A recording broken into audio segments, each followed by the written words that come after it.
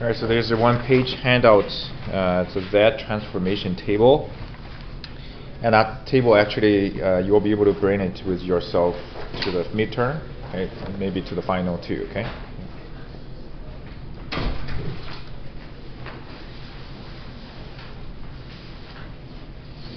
All right, so let's start the lecture. Okay, so basically this is more like a formal lecture for this class, and we'll start from a concept called the Z transform. Okay, so basically transformation concept at here. Okay. First, let's look at the definition of Z transform.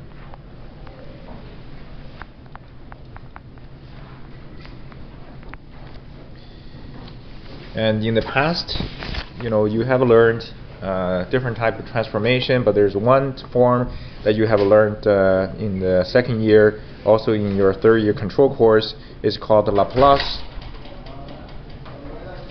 transformation. Okay, so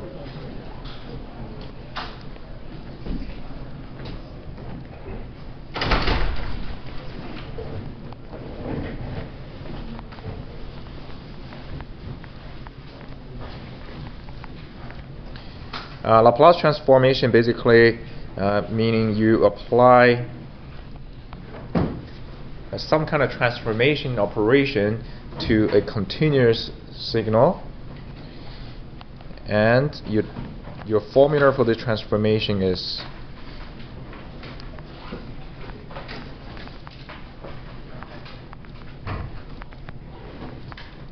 this one here. So that one single transformation, it turned this continuous signal from x of t to a function of s at here. So this is basically function of s now after the transformation. That's Laplace. Okay.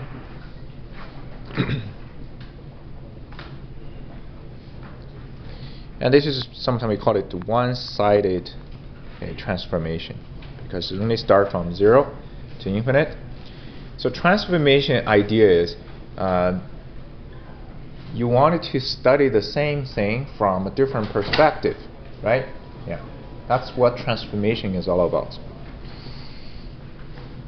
Originally it's time domain signal, but when you look at the same signal from this S domain, which is basically a complex number, okay, and then you can interpret it as a frequency domain, and you will find a completely, basically a new information from this transformation at here. So that's the idea of doing transformation.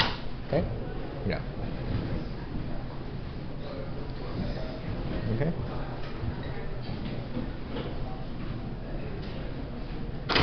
Okay. So it's the same idea for Z transformation. Now this is a digital control, so what we deal with is a discrete signal, and we want a similar basically method that we can study discrete signal in here. Okay, yeah.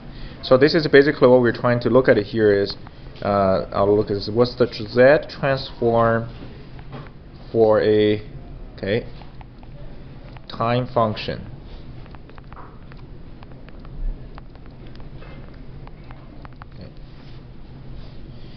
Okay, so I'll write down the formula for now, right?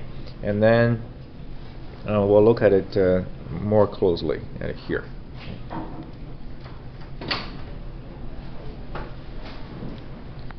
Similarly, we're going to consider one-sided Z transform. So basically, which means your t, we'll consider is greater than 0. Okay, so t is always greater than 0 here. So if you have let's say if you have x of t, so basically let's say if you have x of t signal, then for anything that's less than 0, so then we'll just consider x of t is 0. So that's, if you recall that for this type of signal, it's what? It's called a causal signal, right? So it's causal signal. And then we use a big Z to represent the transformation for this continuous, for this time function x of t.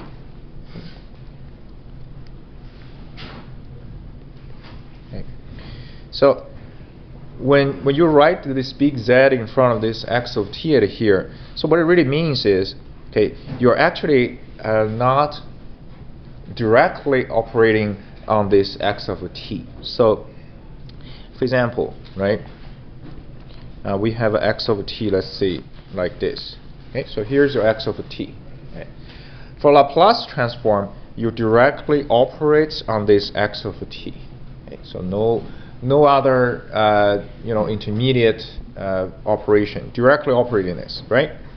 But for Z transform, there's actually one intermediate step, okay, that happening when you write a Z in front of it, and this step here is essentially what we call it a sampling. Okay, so there's a sampling appears at here. Basically, the sampling process, okay, turns this x of t into a sequence of numbers. So the sampling basically could be any sampling time. You sample it at this moment with a basically a sampling. So for example, if this is t, 2t, 3t, like this, so this is what sampling basically means. So after this process, then you would get essentially you get numbers, okay, corresponding to the sampled results. Okay, so that's your results of sampling here. After sampling here, we write, okay, the sequence of numbers that are here. I don't know what this number is, but you get a sequence of numbers, right? So we write this sequence of numbers as x of kt. Okay, so this is basically the results of sampling. Then the Z transform, okay, when you write zx of t, it actually means you operate on the sequence of the discrete sequence of numbers that are here. Okay. So maybe this is number 2, number 4, number 2 again, right? So you get a sequence of numbers here. Then taking Z transform of this sequence of numbers, how do you take the operation? Then operation here is this one here. So k start from 0, ends at infinite, then x of kt times z to the power of negative k. Okay. That's your Z transform. Okay. So you're turning this sequence of numbers into an expression given at here. And overall, we write this whole chunk as capital X of Z. So this is basically, if you plug in numbers here, here, here, in the end, you get a Z function, basically, small z function. Right? So that's your Z transform. And if you feel like to be more intuitive, and you can actually basically expand this summation sign that is here, and you write down this sequence basically of expression in here. So let's see if I do that, and what would that be? Basically, I get x of 0, right? Then keep plugging in. It's 0, so it's 1. And the next thing is x of t, and then z to the power negative 1, and x 2t, z negative 2, and you keep going, right? Yeah. So that's expansion of the summation sign at here. Okay. Okay, so basically you need to be clear at here is, okay, the Z transform, okay, works on this discrete sequence of numbers, okay?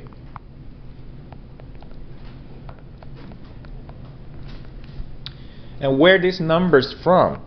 The numbers are from the continuous signal x of t by various of type of sampling.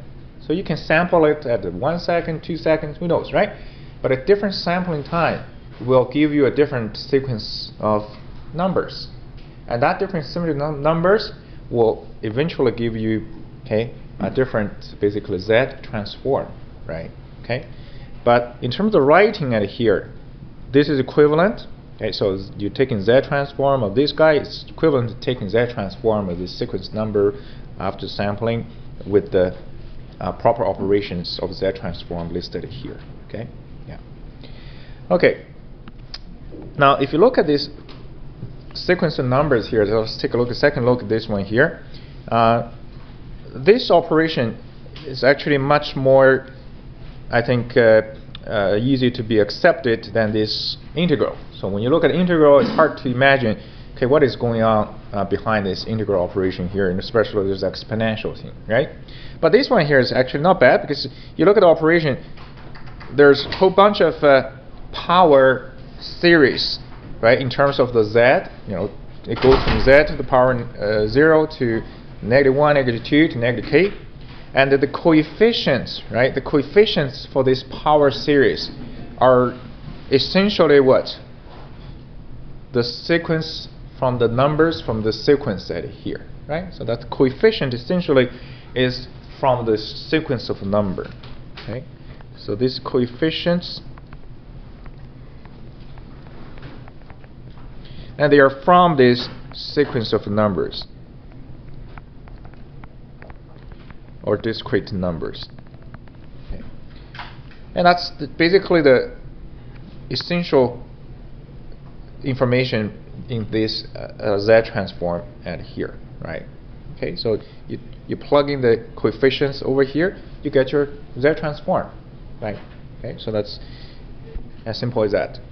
And second of all, okay, just like Laplace transform, so you're turning this from continuous to the S, and the S set here, okay, you could give it, S here is a complex number, so basically S is sigma plus j omega, it's this the complex number here. But when you use the plus for frequency response, you replace your S with just j omega, okay, then you get basically your frequency response, right? Yeah, it's complex number S. The Z at here, okay, Z very much like that S, Z is also a complex number.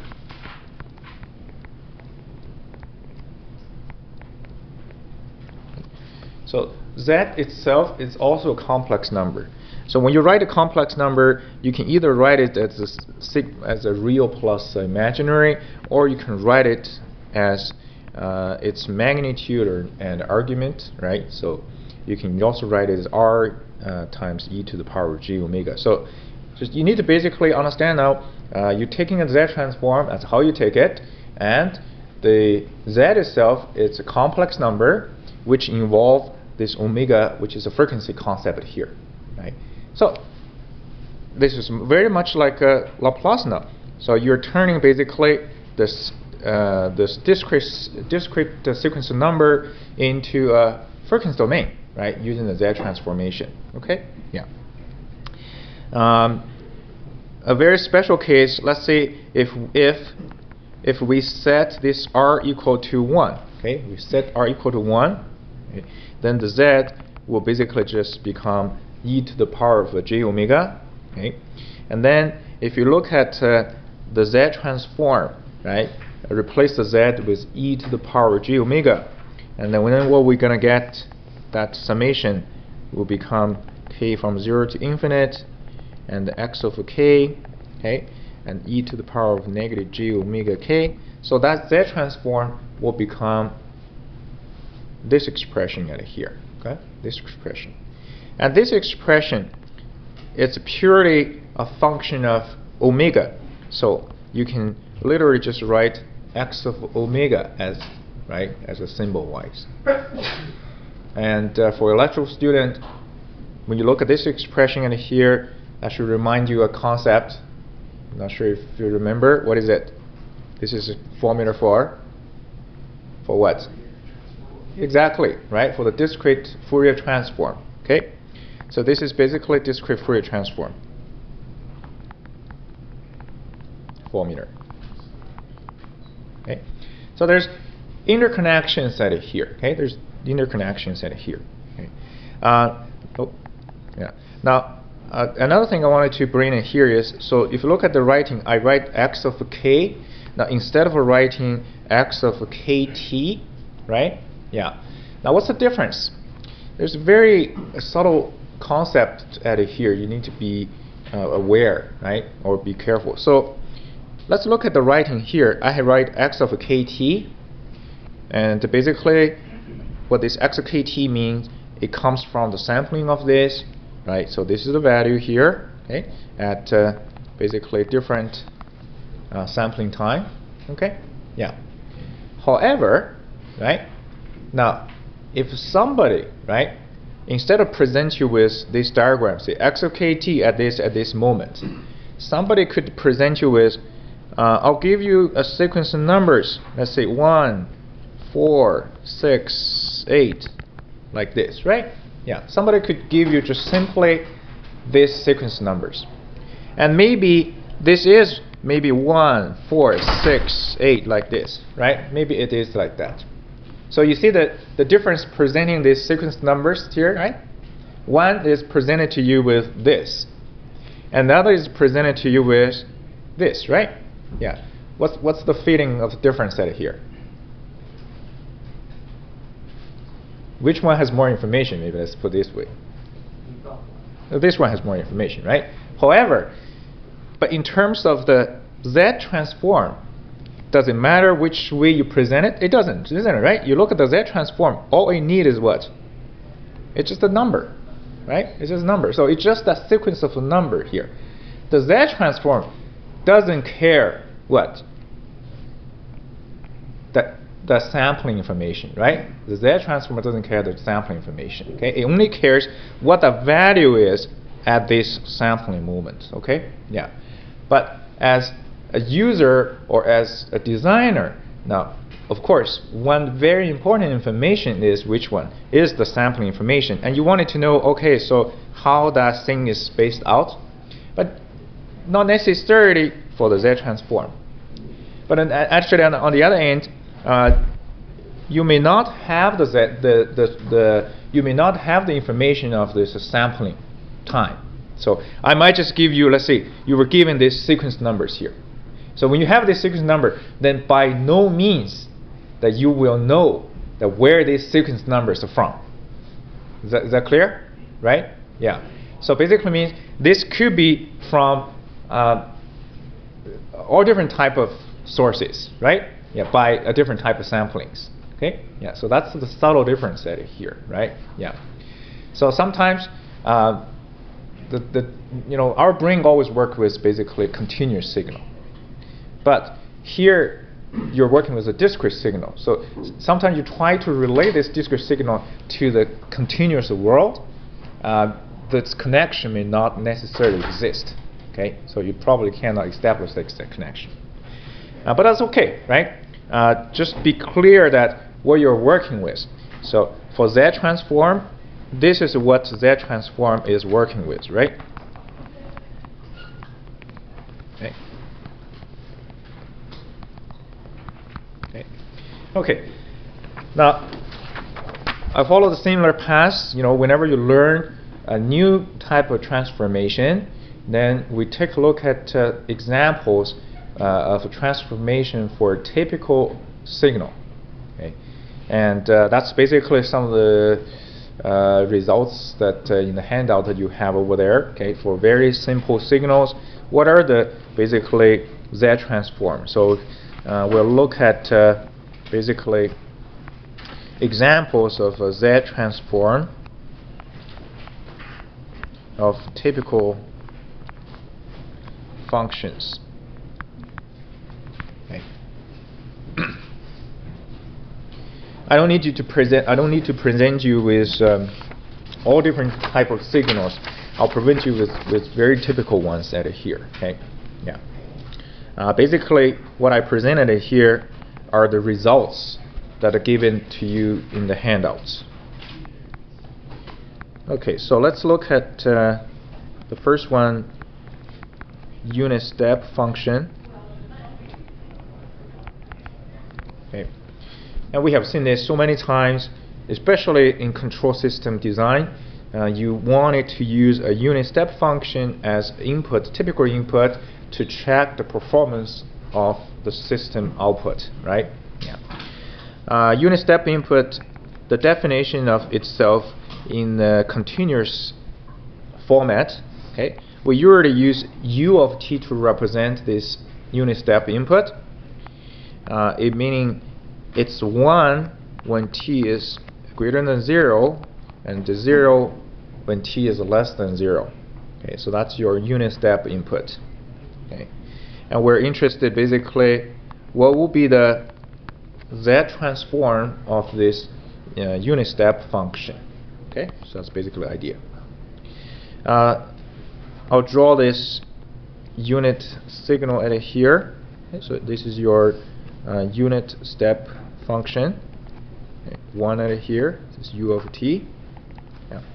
So apparently, we need to generate a sequence of numbers from this continuous signal by sampling it, okay, with the sampling t, sampling time t, basically. Okay. Because the nature of the signal, you look at the nature signal, it's 1 all the time, right? So it doesn't matter what sampling time you use, and all the results that you get is always what? It's always 1. Okay, so essentially you get your x of kt, and it really doesn't matter what the capital T is, and it's always 1 at every sampling instant. Okay. And so which means the k could be 1, 0, so any numbers, right? It's always 1. For the less than 0, of course, it's 0. Okay. Okay, so now I got my sequence of numbers that we need to work on using the Z transform. Then let's apply the Z transform formula to this sequence of numbers. So rewrite the formula at here.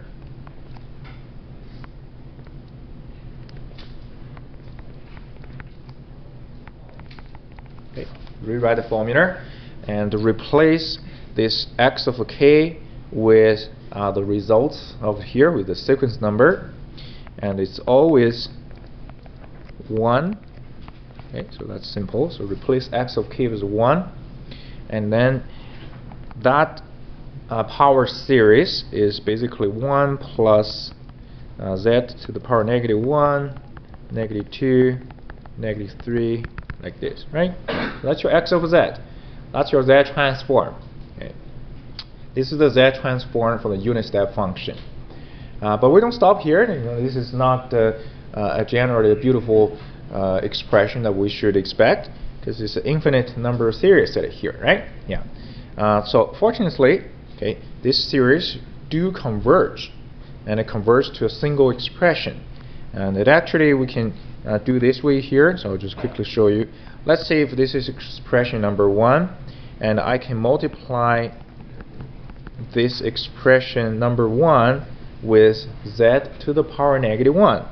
Then with this multiplication, and I would end up with z to the power -1, -2, -3, and keep going, right? So let's call now this equation number 2. Okay. So if your equation number 1, equation number 2, now remember this is an infinite number series, right? Infinite number series. So if I use 1 minus 2, okay, 1 minus 2, so the left side minus left side, the right side minus the right side, and we got a whole bunch of terms. So this term here, they're all going to be cancelled, right? When you use the 1 minus 2 on the right side there. Okay. So that basically brings us to what? The left minus this, we get a 1 minus z to the power -1 x of z, and the other side is 1. One simplification here, we got x of z equal to z over z minus 1. So that's your expression for this z transform, representing this unit step function. And if you look at your table, and that's the results for this Z transform. Okay, yeah. And a different version of writing is this. Okay, we sometimes use this one here. especially when we design later, we design a filter. Basically, that's a very typical format here. Okay, yeah. Okay. There is a concept which I will skip. Okay, it's an important concept, but it's not important in terms of the control design. So there is a concept. If you're keen, you should check into this. It's a concept called convergence. Okay, so sometimes called ROC. So the convergence set here. Convergence basically means, you see, I'm writing this sequence of Z here ultimately into this one single expression, right? One single expression. But whenever you have a sequence of numbers, you add them together, then the question is, will that number's additions convert to single number or actually become a negative or positive infinite, right? That's basically called convergency. Okay? And the same thing, when you put all this in together, the question is, will they converge or will they not converge? So, and that also, of course, that really depends on the value of the Z now, right? The value of Z. If it's just a purely mathematical problem, you look at this one here. I'll get a 1 plus Z to the negative 1, Z to 2, negative 3. So what do you think of the Z value? What Z value will make this sequence of additions converge? Exactly, right? Has to be less than 1. If Z is greater than 1, then it's not going to be convergent, right? So that's basically the idea. So in this case here, for this here, sometimes we call it ROC, the absolute value of Z. It needs to be summation should be less. This is less than 1 or greater than 1 here. This should be greater than 1, right? Yeah. Yeah, greater than 1. Yeah, sorry. Yeah, that's right. Yeah, yeah. So that's the idea here. Okay. Yeah. So for the next few steps of examples of Z transform, there's always basically a concept regarding this region of convergency. Okay. But I'm not going to write every region of convergency out here for every Z transform, but it just for your reference, you need to be aware there is this concept associated with this Z transform here. Okay? Yeah.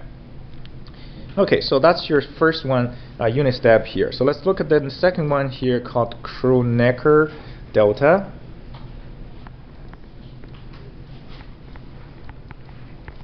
Okay, Kronecker delta.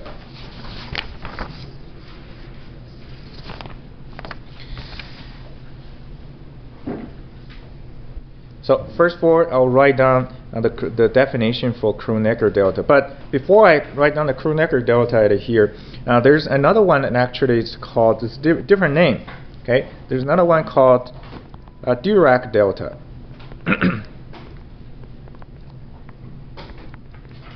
Okay. So in continuous domain, you have a signal called the Dirac delta. And Dirac delta is delta t, okay, using this one here, okay, for the symbol. And Dirac delta, as its definition, basically means it's infinite at a t equal to 0, but it's a 0 when t is not 0. Okay, that's usually when we simplify ourselves, it's a delta function. That's basically it's an impulse function, right? Impulse function. Okay, yeah. But this is for continuous.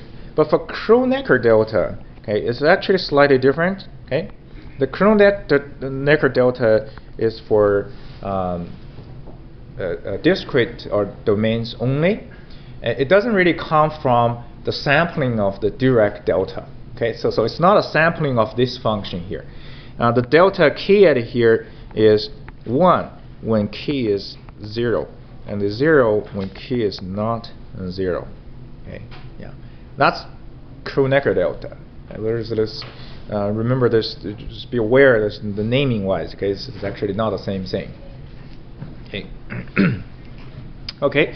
So now I can try the same thing to obtain its Z transform by obtain the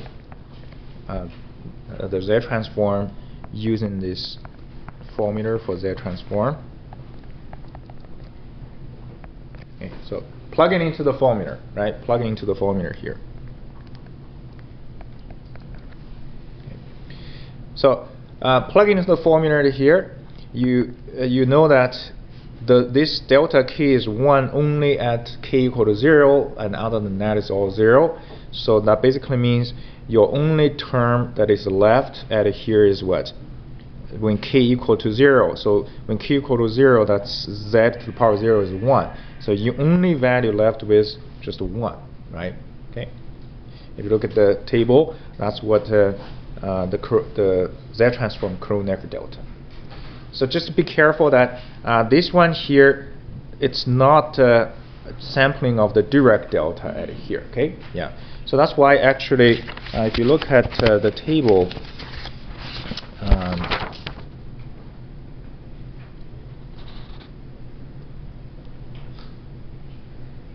Yeah, if you look at the table on the first page, so this one here doesn't have the corresponding part of x of t, right? There's only this delta k at here. Okay, yeah.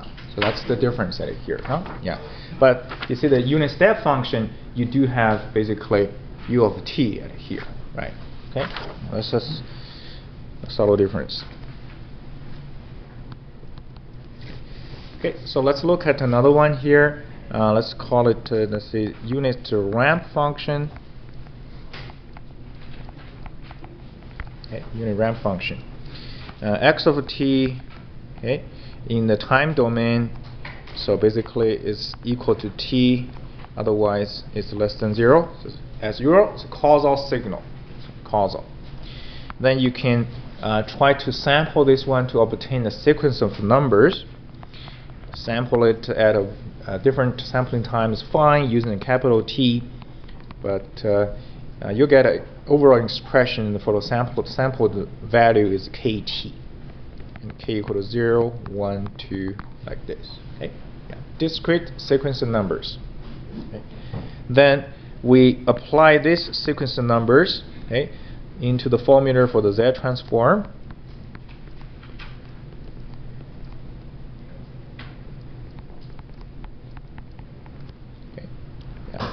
So apply that into the formula, plugging this kt over here, and t is an actual real number, so we can take it outside of the summation sign and keep this k inside. Okay, so that's the results of the substitution. Then I guess we don't want to stop here, of course. We can expand this term, okay? Expand this term at here at a different value of k. When k equal to 0, we got a 0, right? When k equal to 0, you plug it in as a 0. When k equal to 1, we got 1 times z to the power negative 1. And when k equal to 2, it's this. Okay, so that's the results of expansion. Okay, yeah. So let's see if I try the similar approach. I call this is equation number 1 at here. Okay, so this is your equation number 1, and then I'm gonna multiply this equation number 1 both sides. Multiply both sides with z to the power negative 1. Okay, then we get a z negative 2. Negative 3, negative 4, like this. So that's your equation number 2. Okay, multiply both sides with z to the power negative 1. Now I use equation 1 minus equation 2. Okay. And we get 1 minus z to the power negative 1 on the left side. On the right side, take the capital T out, so you get this guy minus nothing, so just still keep it as it is, and then this 2 minus this becomes just 1, right? So this minus this, 2 minus this becomes z to the power negative 2, and this one minus this, single term left, and so you can imagine what happens next, right? So it's all going to become just like that, right? Yeah.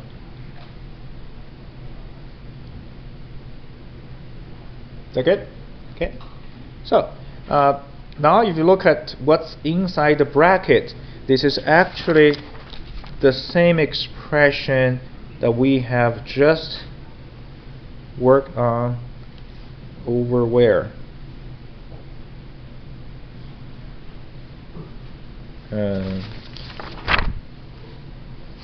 Well, actually, sorry, one more step will make it more clear.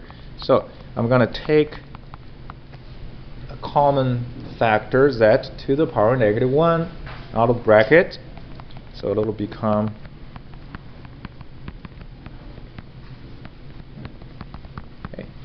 like this. Okay.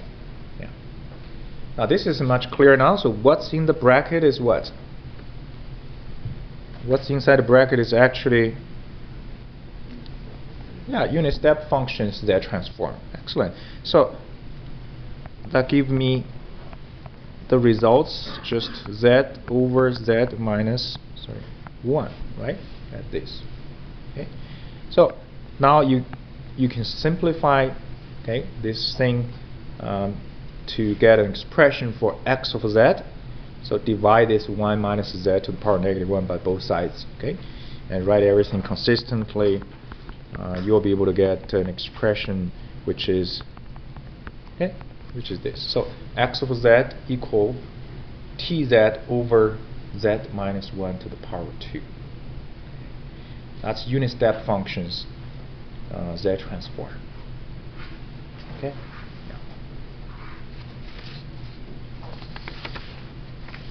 So that's the third example. Third example.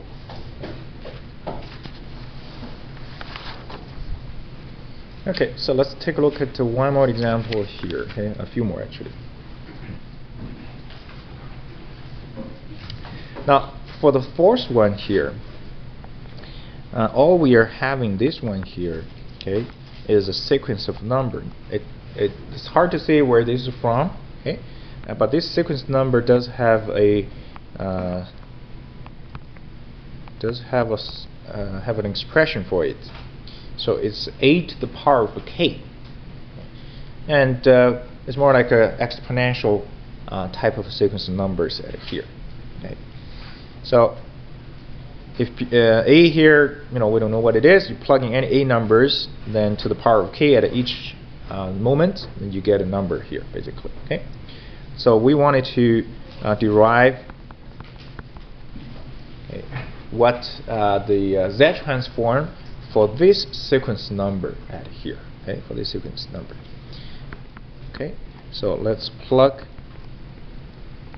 this x of k into this formula for z transform, and now I'm going to expand this expression in here. Expand it at a different value of k.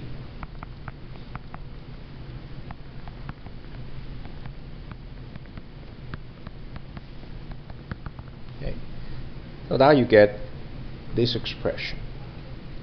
And for this one expression here, let's rewrite it into this format. Pardon me? Oh yes, of course, yes.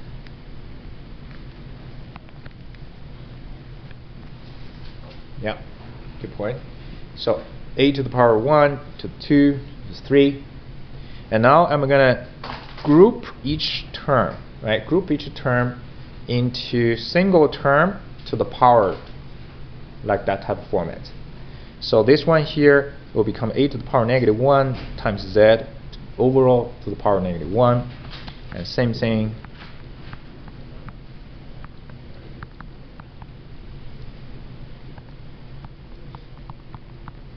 Yeah, that's right. Just 1. Yeah. That's how you can change this. You're not changing the expression, just change the way it is writes. But now with this type of writing here, so each one of this term inside the bracket is actually the same, It's the same term. So you can consider this one here. It's like a z, z, z at here, right? Like a z, z here. Then the overall, your z transform for this expression will become, right, this. Okay, so 1 over this z to the power negative 1. That's basically what we derived for unit step function. You change that z to a to the power negative 1 times z, then you get this one. Once a simple simplification at here, you'll get a z over z minus a. Okay. That's the z transform for this sequence number here. Okay. And you see that we have that listed in the table. Okay.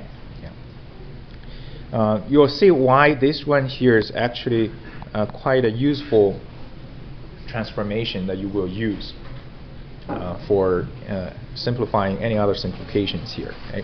Yeah. Okay.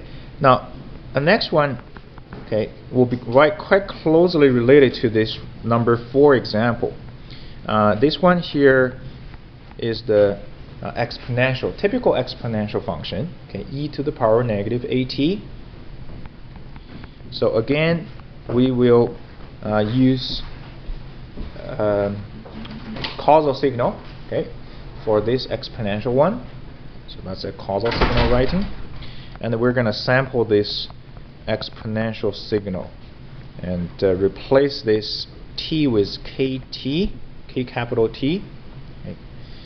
And then you get, right, the sample sequence numbers.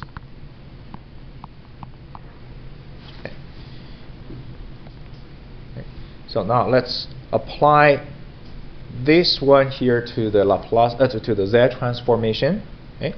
But before we apply this one here, we don't need to go through the whole 9 yards as previous example. But if I look at this exponential sequence number, you know the results at here.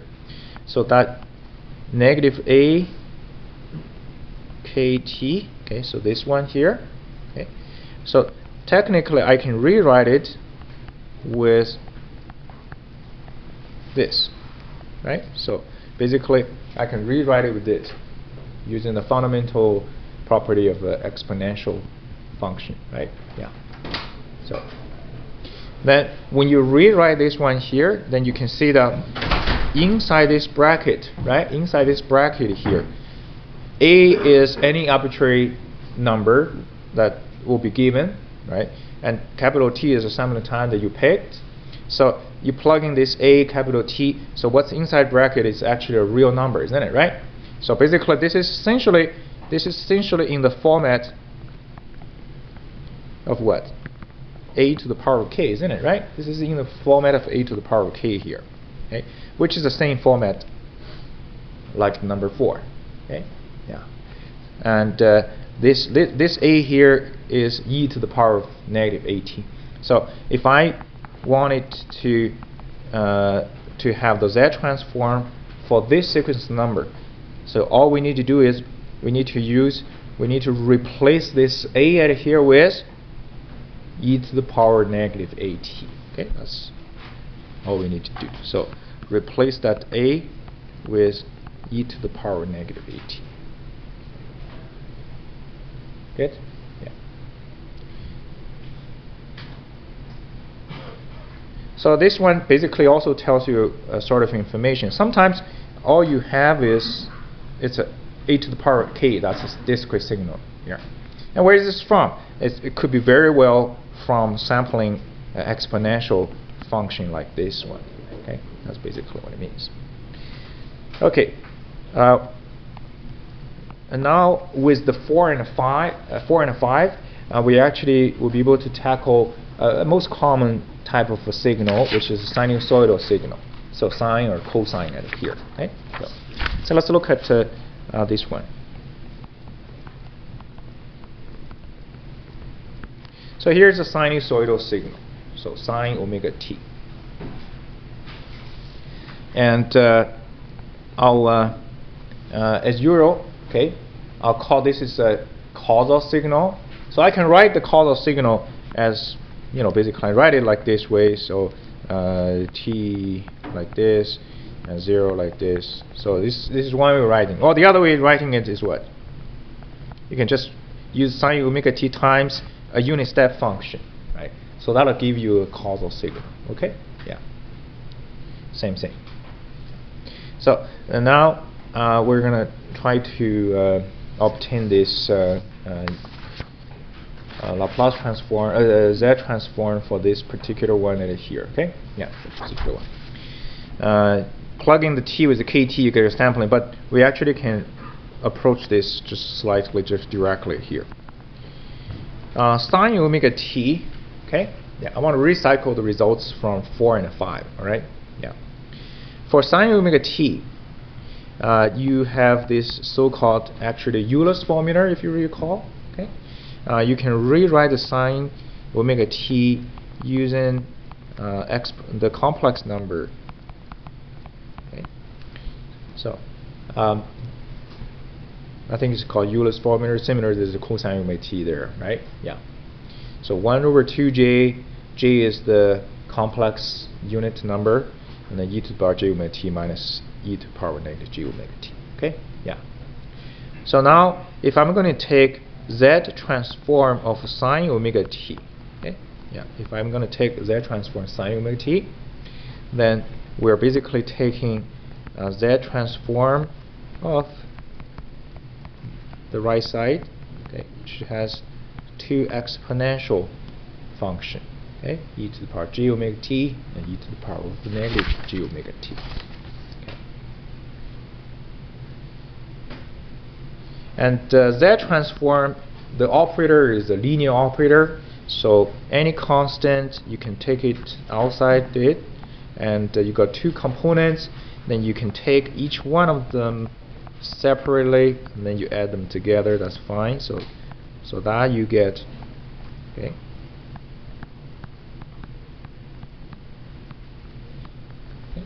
That you get this equivalency here. Good. Yeah. Okay. As I said, I want to recycle the results from this example number 5, right? Example number 5. So if you look at the example number 5, so ultimately what this does is you are taking the Z transform of this exponential function. So this is equivalent to say this is what is the Z transform of this guy here, right? And you get this. That makes sense, right? Yeah. So if I want to recycle this, let's take a look at this. This is basically e to the power of a negative at, right? Now if I look at what we have here, we got a very similar format, isn't it? Right? Very similar format. So for example, for e to the power of j omega t, right? For e to the power of j omega t, that means if you look at this one here, that means I'm using this example, this results here. If I replace this a with something else, and I can get e to the power of j omega t basically, right? Yeah. So basically, let's say if I replace this a with what? With this is negative at. So if I replace a with negative j omega, okay? Yeah. If I replace a with negative j omega, then you get this e to the power of at will equal to this. Okay? That makes sense? Right. The same thing, if I replace a with positive j omega, then that e to the power of negative at will become negative e to the power of negative j omega t.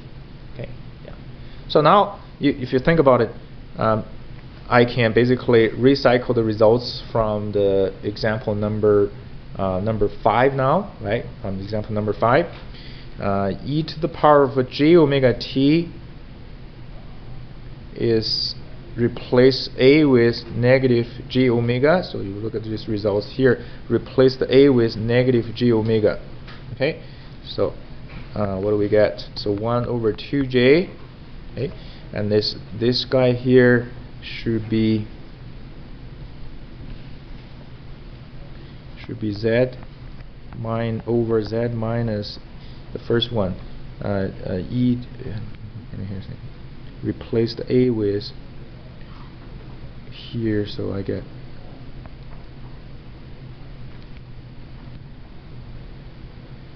replace with a with negative g omega. So okay, so that got g omega capital T, right? Capital T, yeah. G omega capital T here. Okay, yeah. And the other term is z over z minus e negative g omega capital T. Okay, yeah. You do that replacement and you get these results, right? Get these results. And then you will there's still this complex number g here. So we need to combine these two terms together. Okay, and combining the two terms together, just typical z operation, complex operation. Okay, so you get e to the power of j omega capital T at here, negative j capital T, and then over z square. Okay.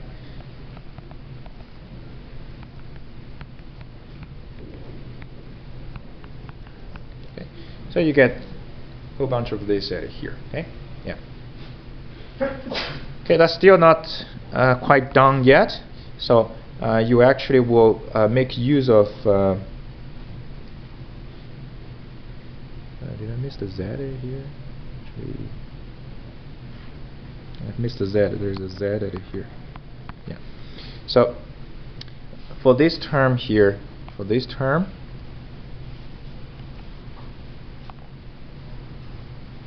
okay, for that term, that's basically sine omega t, right?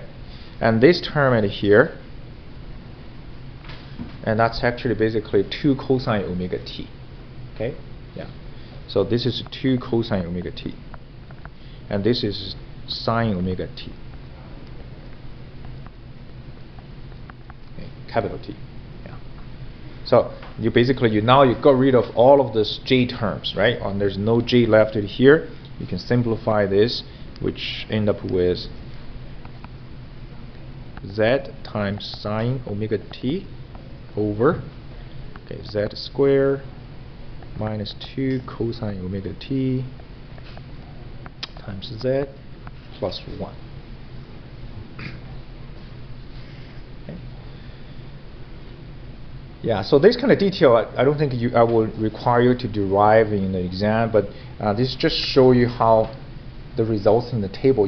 If you see a sine omega t term, you see that's the results that we get from the table here, right? That just gives you a good idea for how that results is obtained. Okay? Yeah. So that's your z sine omega t results. In reality, or in your when you do a homework, okay, you will be required to obtain Z transform for maybe a combination. Basically, when you combine sine with another things, right? Yeah, together, or combining a unit step, combining things together. Then what's the Z transform? But when you do assignments, okay, or even do your projects, okay, you're encouraged to use MATLAB for verification or even just calculation. So in MATLAB, you're going to have to use a simple symbolic tools, okay, to calculate this. So, for example, if you're doing Z transform for a discrete sequence number sine ak, okay, so which means what? Let's say maybe the omega here is a, right? And then the small t here is just replaced with k, okay? Yeah, with sampling time t equal to 1. Okay. And then you can use create symbolic symbols. Let's say akz, okay?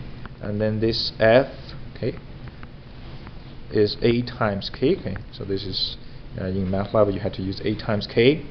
And then there's a command called z trans, okay, z trans.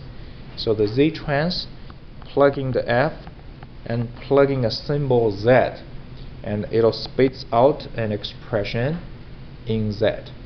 Okay, and that expression is basically the Z transform. Okay, and later we'll learn inverse Z transform, and you have a similar command called IZ trans. Okay, so inverse Z transform.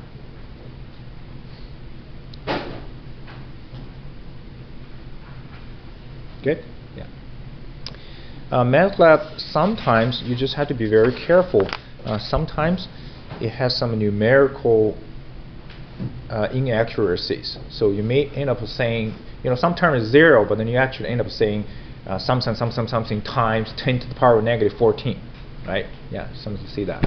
Or sometimes, especially when you use a symbolic toolbox, and you see a ridiculous a billion number divided by another billion number. So when you divide each other out, it actually may be equal to 1 or maybe equal to 0. Yeah, so who knows, right? So that's something you just have to watch out. So if you see that kind of ridiculous number, don't think it is anything goes wrong. It's actually, that's how it works, basically symbolically. Okay. Let's continue it here. Okay. I have basically that's the typical functions I wanted to show you at here. Okay. But I do have a few properties, okay, which is also listed on the second page of this table, and I want to emphasize. So the properties using the results on the first page and also the properties on the second page, we'll be able to solve most of the Z transform or inverse transform question, for this part of the lecture here. Okay. Yeah.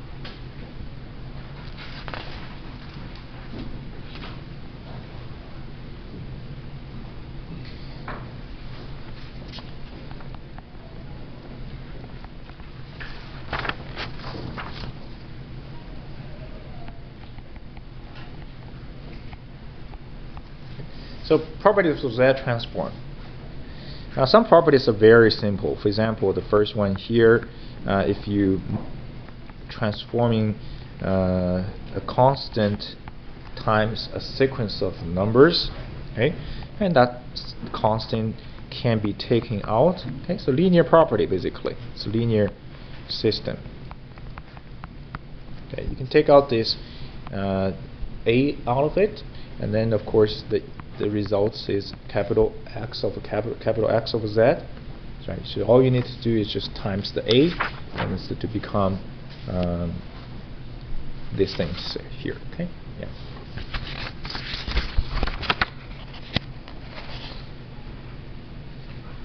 Okay. So let's continue on the property.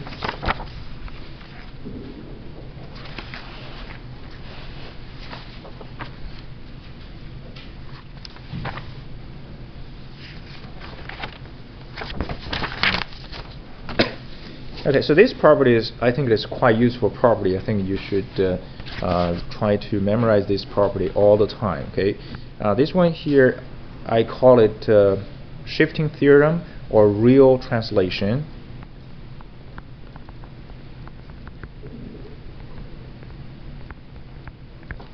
Okay, so shifting theorem. So what this property basically saying is, let's say if you take let's say if you take Z transform of this, and you get X of Z, right? Let's say you get this Z transform here. But now, if you're taking, what you're taking is, okay, you're taking a shifted sequence. So basically means, let's say here is a sequence of numbers. Okay, so X of K. Okay.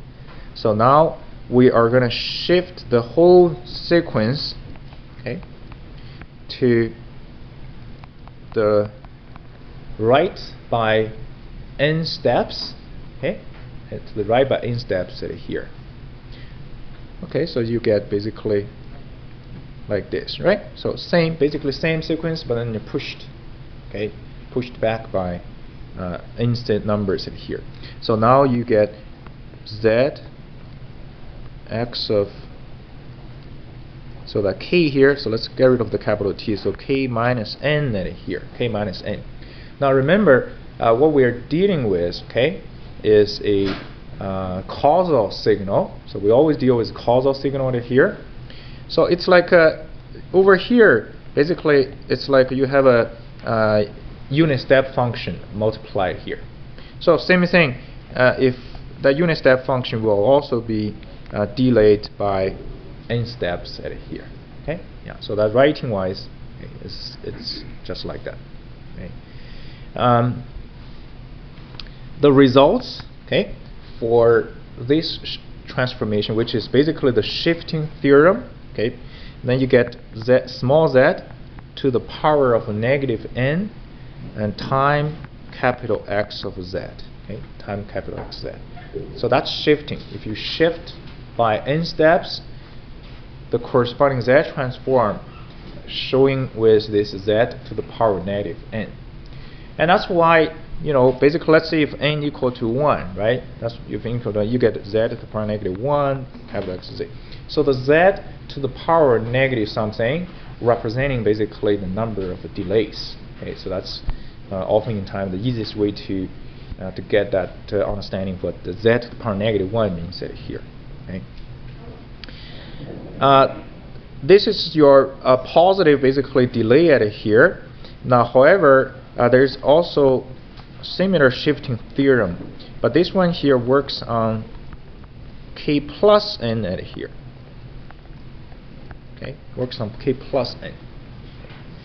So now this k, when you have a, this is not delay anymore. This is more like going into the future now, right? Yeah. So this one here, it's not just simply z to the power of n, like this one here times capital X of z. It does involve one additional term. Actually, it's one additional, but it's when you write it out, it's more than one terms. So there's summation here, k equal to 0, x of k, okay, and z to the power of a negative k. Okay. So that's your shifting theorem when you shift, okay, by positive plus n at here. Okay. Yeah. So these two theorems are very important ones here. Okay. When you solve for a difference equation, okay, you may use these two theorems, especially this one here. Most of the times, when you use this one here, and this one also could be very helpful. Okay. Yeah, I'll show an example maybe.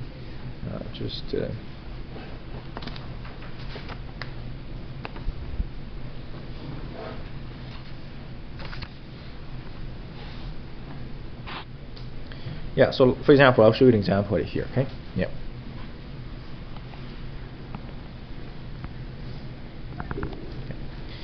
Let's see, we're given a sequence of numbers.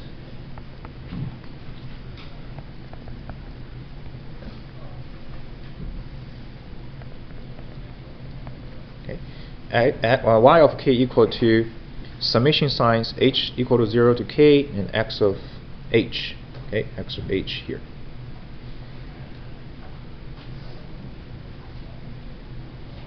And then the k equal to 0, 1, and 2, like that. Okay, like that. So it's an expression connecting basically two signals, y of k and z x of h. Okay, x of h. Okay. So like input output, right? What they are, and suppose that this y of k equal to 0 for all of the k less than 0 here.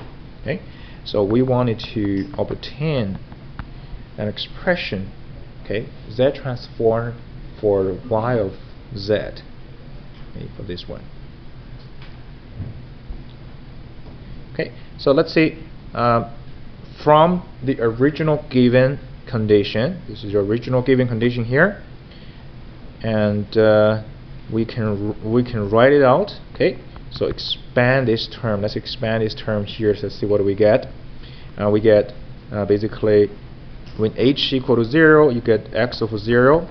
When h equal to 1, you get x of 1, and you keep going. Then you get x of k minus 1, right? And plus and end x of k. Okay. So expand this term, and you get this. Okay. And I wanted to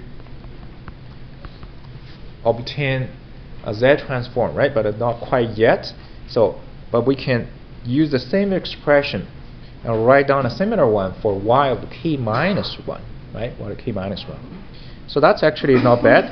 And all you need to do, okay, is just replace the k.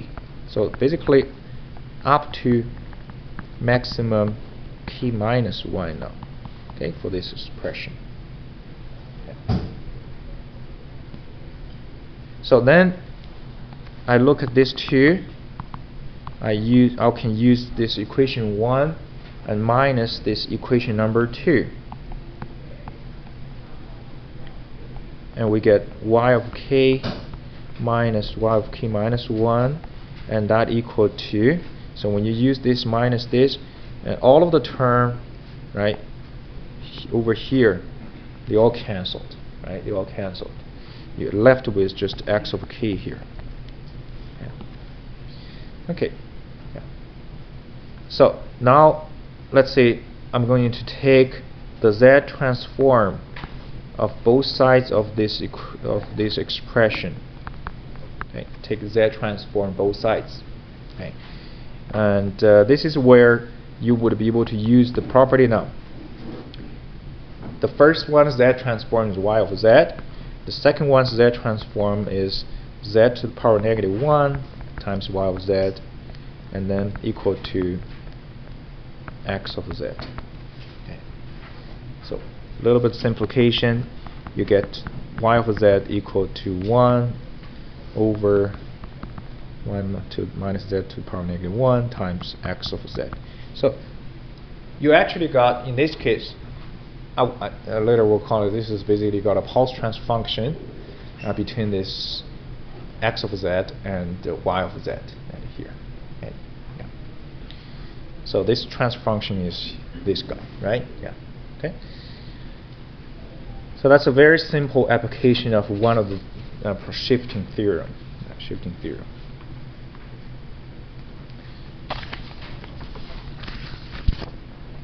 Okay. There are a couple more theorem here. I will skip that. You can check it yourself. There's one so-called multiplication, and there's another translation, complex translation. So take a look at your lecture notes. Okay, we don't really use that quite often. Okay. So these two, you can check it yourself. But I do want to mention the last one of the property right here. This is basically a very useful theorem. I think we're going to use that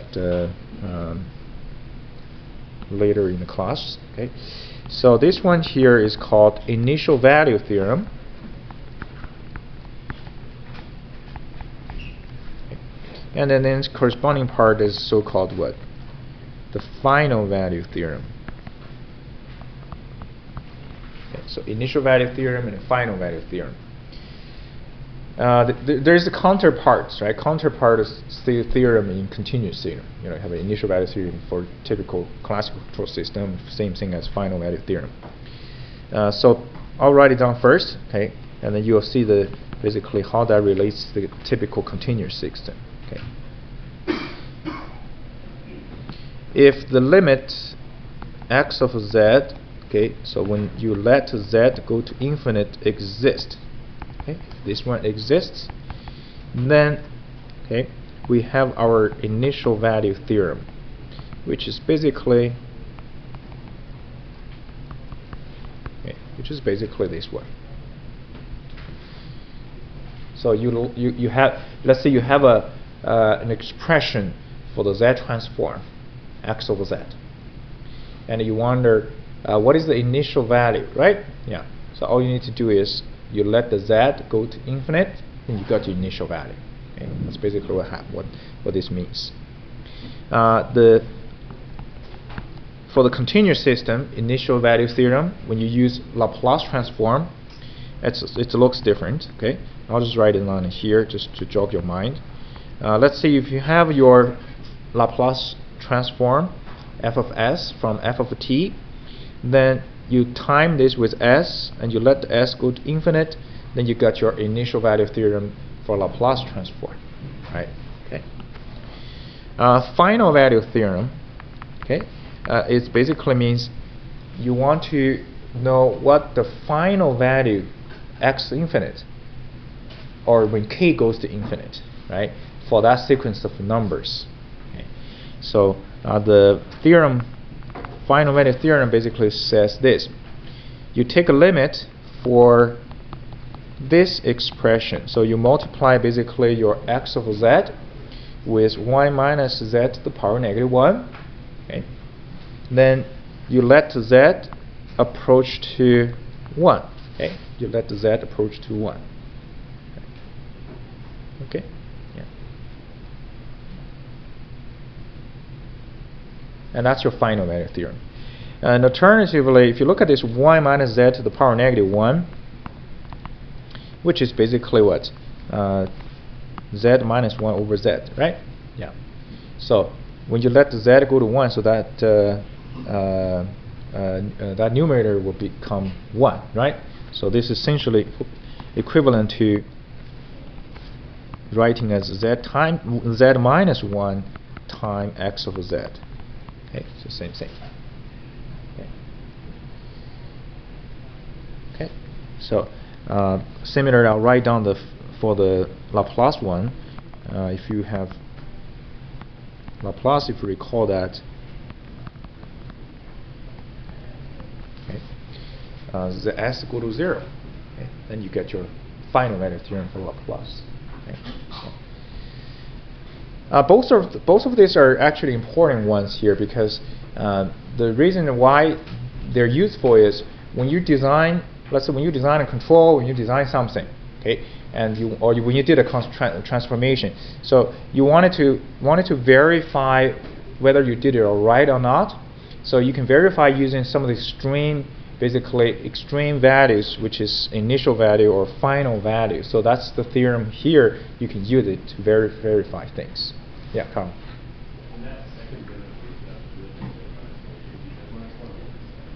Which one? Oh, here? Oh, this is z minus 1.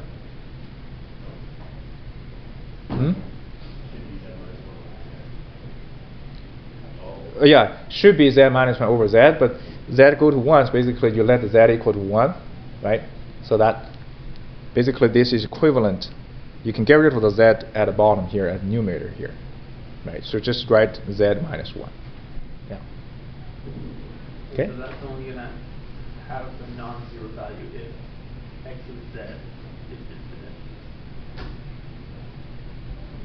Non-zero value for x over z. Well, x of t, or x of infinity is only going to be non-zero if x of z is infinity. Oh, right, yeah. So this is z minus 1. Yeah, you're right. So there is a good chance that this x of z has a z minus 1, right? So these two actually probably cancel out these two. And the other, inside this, maybe something, there's a z minus 1 here, and they will cancel out. Yeah. So the question here actually should be basically whether this guy here exists or not, right? Yeah. For a control system, when you design, you come up with, let's say, a transfer function for the whole control system. And you want to verify, did I design a stable system? So you want to check what x infinity is, right? Yeah. So if you plug in this final value theorem, you check, oh, my x infinite is actually infinite. So this basically means the controller that we just designed probably is not right. That makes sense, right? Yeah. And if you end up with a real number, so good, it's settled at some value, right? That's basically what the final value theorem is all about. Okay? Yeah. Okay, so any questions? All good? Okay, so I got a lecture from the next one, so I'll just finish a little bit early. So we'll pick it up the inverse Z transform in the next lecture. Okay? Yeah.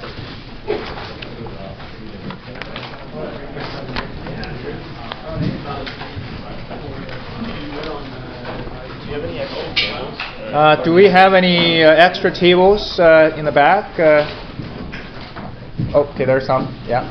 If you haven't picked it up, if you don't have enough, that's fine. I can have print more in here. Okay.